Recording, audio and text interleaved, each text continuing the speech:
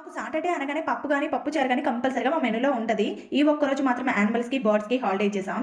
రోజు మా బ్రేక్‌ఫాస్ట్ దోసలే ఉంటాయి. కానీ సాటర్డే మాత్రం ఇలాగా స్పెషల్‌గా దోసలు వేసిస్తాను. నేను కర్రీస్‌లోకి ఎక్కువగా పసుపు బదులు సాంబార్ పొడి వాడతాను. అంటే సాంబార్‌లోకి వేసే సాంబార్ పొడి కాదండి. నేను చేసే సాంబార్ పొడి మాక్సిమం ఎవరికీ తెలీదనుకుంటా. పసుపు బదులు ఒక పావు స్పూను కర్రీస్‌లో ఈ పొడి వేస్తే మంచి టేస్టీగా ఉంటాయి కర్రీస్. సరే ఇది ఎలా చేయాలి అంటే కొంచెం మెంతులు, కొంచెం కరివేపాకు, ఒక కప్పు ధనియాలు, హాఫ్ కప్ జీలకర్ర బాగా వేయించి మిక్సీలో వేసి మిక్సీ పట్టిన తర్వాత పసుపు, వెల్లిపాయ వేసి బాగా గ్రైండ్ చేసి గాజు సీసాలో స్టోర్ చేసుకోవాలి. అంతే. సర్లే కానీ ఈ రోజు ఎంతమంది ఊర్లకు వెళ్ళుంటారు? మంచిగా అమ్మ చేసే వంటలు తింటూ ఉంటారు కదా! నిన్ననే హైదరాబాద్ లో సగం మంది వెళ్ళిపోయి ఉంటారు ఊర్లకి. ఇంక ఈ రోజు కూడా ఊర్లకు వెళ్లే హడావుడిలోనే ఉంటారు అందరూ. కానీ నేను మాత్రం దసరాకి వస్తున్నాం, సంక్రాంతికి వస్తున్నాం అని చెప్పడమే కానీ ఊరికి మాత్రం వెళ్ళటం లేదు. అందరితో కలిసి పండగ చేసుకుందామంటే కుదరటం లేదండి. నెల ముందే బస్ టికెట్స్, ట్రైన్ టికెట్స్ చేసుకున్న వాళ్ళు మాత్రం అదృష్టవంతులు ముందుగానే మేల్కొన్నారు. ఇప్పటికిప్పుడు ఊరికి వెళ్ళాలంటే బస్సు, ట్రైన్ చార్జెస్ పేలిపోతున్నాయి. సర్లే కానీ ఊరికి వెళ్ళిన వాళ్ళు, ఊరికి వెళ్తున్న వాళ్ళు, ఊరికి వెళ్దాం అనుకున్న వాళ్ళు ఈ వీడియో కనుక చూస్తే కామెంట్స్ లో హాయ్ అని చెప్పి వీడియోకి లైక్ చేయండి. బాయ్.